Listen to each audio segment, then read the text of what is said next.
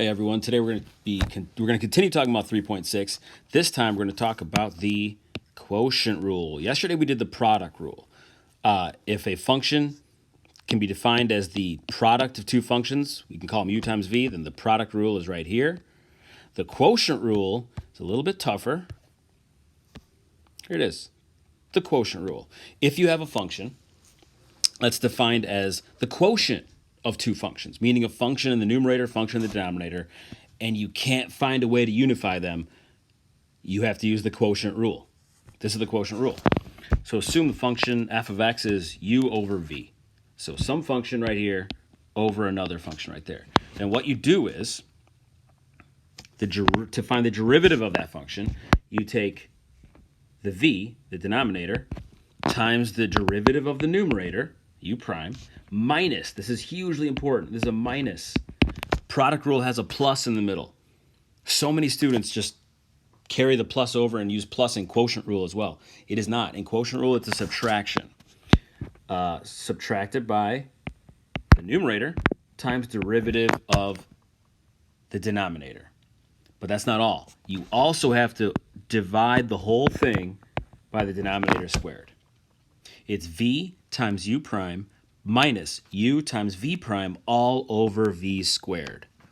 So you can tell it's obviously much more complicated, not much more, but it's more complicated than product rule. And you want to, if you can, try to avoid using the quotient rule. But sometimes, to be honest with you, you can't avoid it. You're going to need to use the quotient rule. And that means you're going to need to memorize it. Okay? But the best way to memorize it is to do it. Right? So let's do it. Quotient rule. They want me to ddx this thing. They want me to take the derivative of this function right there. And clearly that function is the quotient of two functions. It's one function over another. I can't really unify that. So I need to use the quotient rule. So first I've, of course, declared my u and v. I know my u is always the numerator. V is always the denominator. And now I'm going to find the u prime and v prime. Pause the video and do that. Okay, hopefully you're back and hopefully you know what I was talking about. When I say u prime, I mean derivative of the top. There it is right there. When I say v prime, I mean derivative of the bottom. There it is right there. So I have four things. And there's only four things that show up in this formula, so now I just drop them in where they belong. I, of course, write the formula. Okay? Of course, got to start with the formula. You got to know what to fill in where. So v would be the denominator.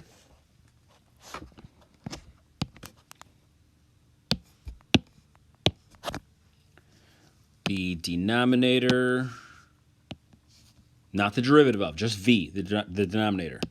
Use a highlighter instead. Here we go. Those two, turn to these two. There's the v times the u prime. Notice the u prime is the derivative here that I found from here. Minus sign. Of course it's a minus sign. And then now in the other set, I do u times v prime. Oops. U times v prime is right here. There's the u, there's the v prime. Okay, that's it for the numerator. Do not be tempted to stop there. A lot of people work so hard to get those right and they forget that there's a denominator as well. Okay, the quotient rule itself has a quotient. Okay, the denominator of that is just v squared, and that's just the whole denominator of the original function squared. Now, of course, you could expand all this and simplify. This definitely simplifies. I'm not going to do that for you right now. Okay, on our summative this Friday, you can leave it like this. I'm just testing you on, do you know the quotient rule? But you know, as well as I do, that on a multiple choice, no answer is going to look like this. You're going to need to simplify. But the good news is if it was their multiple choice on the AP test, they probably wouldn't give you something this long that required this much simplification. They might, you never know. Really, you know what it is. It's just distributive property combining like terms. That's basically it. Good. Let's try another one. Again, feel free to pause and slow things down, rewind. Trying to make these videos as quick as possible. Bite-sized chunks, but in calculus that's sometimes hard. Here we go. Example 2. ddx it. That means take the derivative of that rational function right there.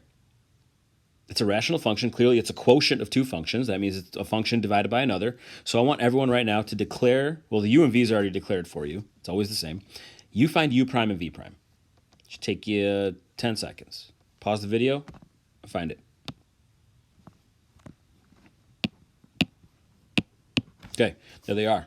Hopefully that's not a mystery for you. Basic power rule, right? And now I have the four things. I know exactly what's going to go where. Right? So I want you, I wrote the formula for you, feel free to write it down, and then I want you to pause the video and really try the setup.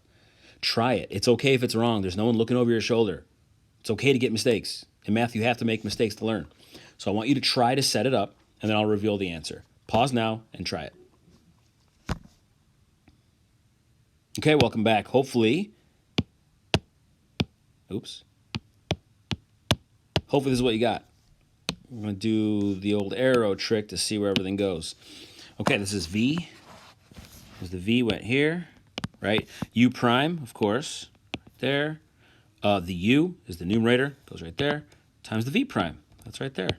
It's the same setup every time. You got it. If you know the formula, the setup is not an issue. Okay, and then, of course, don't forget V squared goes right here. Okay? Hopefully you got that right. And then, of course, you could simplify further. We're not going to right now. You can leave it like that for now. Okay? The next rule is something you already know. The power rule works for negative integers. The reason I put this here is because I don't want you to be tempted. When you get something like this, I don't want you to think, oh, man, okay, I got to use quotient rule there because I have a function divided by a function.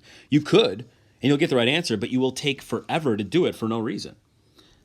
If there's a fraction like this, rational like this, you just change it so we can use the power rule. Rewrite it. 1 over x to the third is really x to the negative third. Again, we've already done this when we studied power rule. So it should be real simple. Now do the power rule. You avoided the quotient rule altogether. Okay? And then, of course, we don't leave it like that. We write as that. Feel free to pause and take notes as you need. But this is something we practice in the power rule notes. Okay, this one. The slope of a line tangent to the curve. Well, we've talked about that. Slope of the line tangent to the curve at a point means just take derivative. That's how derivative is the slope of the tangent line. So the slope of the line tangent would be take the derivative and plug in the x. The x in this case, they give you both x and y, but you only need the x. The x is 1. So notice it's 1 over x. I don't need to use quotient rule. I rewrote the y first. Y equals x to the negative 1. That allowed me to just use power rule, and I got a nice derivative right there. And then I got to plug in 1. So you know what? I rewrote it like this because this is way easier to look at, especially if I'm plugging in numbers. And then that's your derivative. That function will find the slope of the tangent line at any point, literally any point that you want that exists on this function. They just so happen to ask for x equals 1. So I'm plugging x equals 1. So I call it y prime of 1 equals negative 1. Just put in 1. Negative 1 divided by 1, or 1 squared, is 1. Negative 1. Okay? Practice problems. We went through the product rule versions of these. Let's do some quotient rule. I want you to try number 3. There it is. Pretty basic. Tomorrow we're going to talk about, in this one, you absolutely can and probably should avoid the quotient rule. I'm going to show you how tomorrow. Right now, though, since we're doing quotient rule, I want you to practice quotient rule. Do this. Pause the video right now. Do all the parts and set it up. Okay, welcome back. Hopefully, your u and v are always the same. Top, the numerator is u, denominator is v. There's your u prime, v prime. And I did your formula for you. You fill it out. Hopefully, you got that. Okay? That one's a lot easier to simplify if you wanted to. It's just distributed property-like terms. Okay? Hopefully, you got that set up right. Remember, every piece, it's important that each piece is right. All right, number 4. Okay, find the slope of a tangent line at x equals negative 1 for this function. This function, again, tomorrow I'm going to show you we can avoid the quotient rule by separating it. But for now, let's practice the quotient rule. Try it. I want you to find your u prime and v prime. And then I want you to set up the quotient rule and see what it looks like. And then pause the video and come back.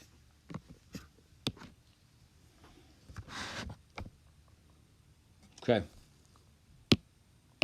Easy. U prime, v prime. Real simple ones. Using the quotient rule, We get this set up. Great. That is the derivative. You just took the derivative. The derivative will calculate the slope of the tangent line at any point you so choose. That's what the derivative is for. It's amazing. It's a brand new function that calculates the instantaneous rate of change, the slope of the tangent line, the slope of the curve, the derivative at any point that you want. So it just so happens that the point they want is x equals -1. So now you plug x equals -1 in there. So it might look like a pain, but it's -1. It's not that I could deal with -1. Plug it in. -1 squared is 1. Kind of highlight what I'm saying as I'm saying it. -1 squared is 1. 3 times -1 squared is 3. Minus sign, minus sign. -1 cubed is -1. Plus 4 is 3.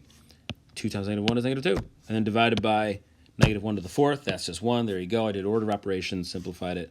And I don't know why that 9 deleted, but this should be 9 right there. Okay? Quotient rule combined with using the derivative to find the slope of a tangent line at a point. Good. And then number 4 is just a practice on what we talked about yesterday. Higher order derivatives. You don't have to just stop at the first derivative. You can find the second, third, fourth, fifth. You just continue using the derivative rules that we've learned and that we're going to learn more of on every function you get. So I took the first derivative, power rule. That was easy. I just kept doing power rule. This is a basic polynomial. I can keep going basically until I hit 0. So then here it is right there. Not sure what to explain except for saying the power rule all over again. Remember, the power rule is you multiply the exponent by the coefficient. That gets you 336. And then, of course, the exponent subtracts 1, 3 into 5. Do that whenever you have a basic term like that. And then I found the 5th derivative, and I stopped. Okay, that's it for this video. Hopefully that helped. And remember, make sure to ask questions. Tomorrow in class, we're not learning anything new. We're just doing practicing quotient rule and product rule. So remember, don't just be you. Ask questions before it's too late. Don't be like Andy Dwyer. All right? Okay, guys, have a good one. I'll see you all Thursday.